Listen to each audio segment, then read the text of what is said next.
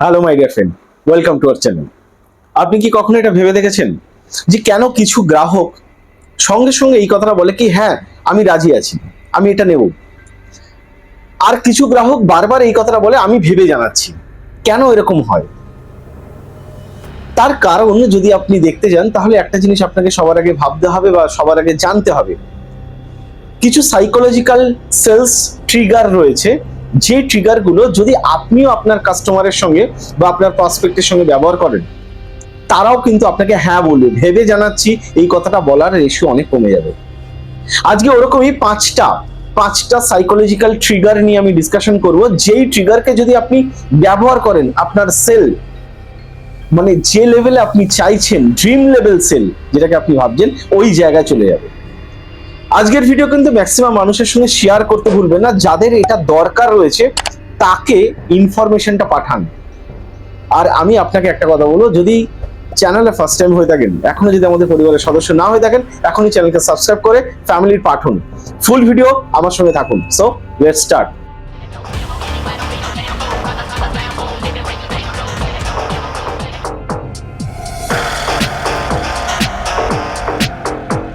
Hello my winner, welcome to becoming myself Avik Das. I am a business coach and a sales trainer. আজকে যে পাঁচটা psychological trigger নিয়ে আমি discussion করতে চলেছি, ওটাকে কিন্তু নোট ডাউন করতে ভুলবেন না, কারণ ফাঁকা মাথায় খালি মাথায় দেখলে কিন্তু ওটা আপনার মিনিংলেস হয়ে যাবে, ওটা আপনার কাজেই দেবে না। তো পজ করে নিন ভিডিও, দরকার হলে ভিডিও পজ করে খাতা নিয়ে চলে আসুন বা কপি নিয়ে চলে আসুন, নোট করে নিন। নাম্বার ওয়ান, ফার্স্ট পয়েন্ট আমি যেটা বলবো সেটা হচ্ছে রেসিপ্রোসিটি। তার মানে হচ্ছে প্রতিদান। মানুষের বা হিউম্যান টেন্ডেন্সি হচ্ছে, সে যদি কোনো কিছু ভালো পায় তার প্রতিদান সে দেয়, এটা মানুষের নেচার।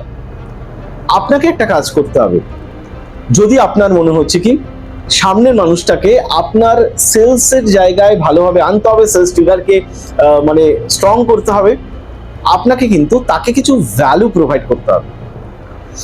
তার জায়গা থেকে তাকে কোনো টিপস বা কোনো মূল্যবান জিনিস তার সঙ্গে শেয়ার করুন, যে জিনিসটা তার ভালো লাগে, যে জিনিসটা তার কাছে ভ্যালুয়েবল মনে হয়।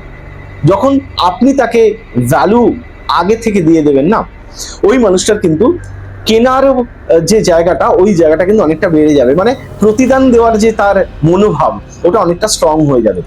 তো আপনাকে কিন্তু সবার আগে সেল নিয়ে বেশি ভাবলে হবে না, আপনি কি দিচ্ছেন আপনার নিজের দেওয়ার পার্টটাকে স্ট্রং করার চেষ্টা করুন।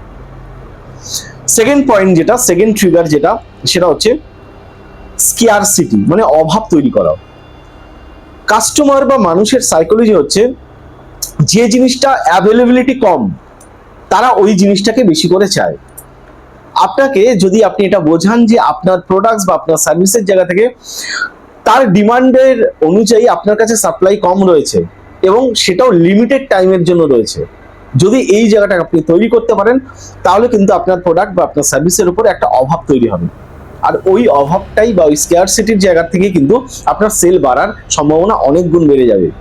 This is the most important sales trigger. Third number, 3 নম্বর যে ট্রিগার, সেটা হচ্ছে অথরিটি।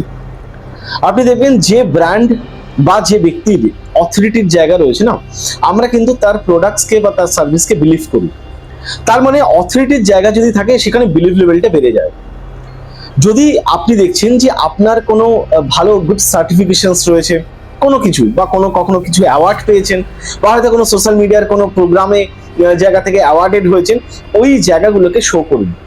যত বেশি নিজের সম্পর্কে বা নিজের প্রোডাক্টস সম্পর্কে অথরিটির জায়গাটাকে তৈরি করতে পারবে, আপনার কিন্তু তত বেশি সেলের সম্ভাবনা তৈরি হবে। This is the most important trigger. And number 4 যেটা, সেটা হচ্ছে সোশ্যাল প্রুফ। 4 নম্বর ট্রিগার।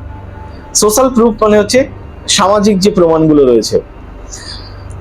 মানুষ একটা জিনিস সবসময় দেখে, আপনার প্রোডাক্টকে বা আপনার প্রোডাক্ট বা সার্ভিসকে কত বেশি মানুষ নিচ্ছে। যদি তারা দেখে যে ম্যাক্সিমাম মানুষ আপনার প্রোডাক্ট বা সার্ভিসকে নিচ্ছে, তারা স্যাটিসফাইড, তখন তার মধ্যে একটা প্রবণতা তৈরি হয় কি চলো আমিও নিই। তার মানে কাস্টমার রিভিউ আপনাকে ম্যাক্সিমাম করে বাড়াতে হবে, কাস্টমার টেস্টিমোনিয়ালের পরিমাণ বাড়াতে হবে। রিভিউজের জায়গাটা যখন আপনি বাড়াবেন, দেখবেন যে ওটা অটোমেটিক না একটা স্ট্রং ট্রিগার হয়ে আপনার সেলকে বাড়িয়ে দিচ্ছে। এটা কিন্তু আপনাকে মাথায় রাখতে হবে। অ্যান্ড নাম্বার 5 যেটা হচ্ছে, সেটা হলো কন্টিনিউয়াস নয়, শুধু কনসিস্টেন্ট ওয়ার্ক। কনসিস্টেন্ট যে ওয়ার্ক হয়ে থাকে না, ওই জায়গাটা আপনার ব্যবসাকে, আপনার সেলকে বাড়াতে মানে হিউজ একটা রোল প্লে করে।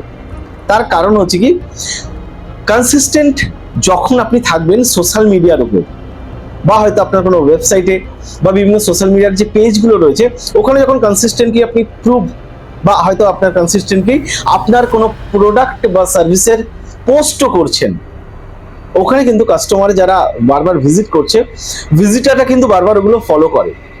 ঘন ঘন যখন আপনার বিভিন্ন কিছু রিভিউজ পোস্ট তারা যখন বারবার পাচ্ছে না, কন্টিনিউয়াস যখন দেখছে আপনাকে, তখন কিন্তু তাদের বিলিভ লেভেল অনেকটা বেড়ে যায়। ওই গ্যাপটা যদি 6 মাসের, 2 মাসের, 5 মাসের হতে থাকে, তাহলে কিন্তু বিলিভ লেভেল বাড়বে না। মানুষ কিন্তু সোশ্যাল মিডিয়াকে, আপনার ব্র্যান্ডকে বা আপনার প্রোডাক্টস বা সার্ভিসকে আপনাকে ফলো করছে, এটাকে কিন্তু আপনাকে মাথায় রাখতে হবে যদি আপনি একজন বিজনেস পার্সন হয়ে থাকেন। তো মাই ডিয়ার ফ্রেন্ড, আজকে যে 5টা ট্রিগার নিয়ে আমি ডিসকাশন করলাম, কি ভালো লাগলো, কি ভ্যালু পেলেন, অবশ্যই কিন্তু কমেন্ট করে জানান। আরেকটা কথা বলবো, যদি ভালো লেগে থাকে, ভালোবাসা দেখাতে কিন্তু লাইক করতে ভুলবেন না। সো দেখা হচ্ছে নেক্সট ভিডিওতে। Thank you so much.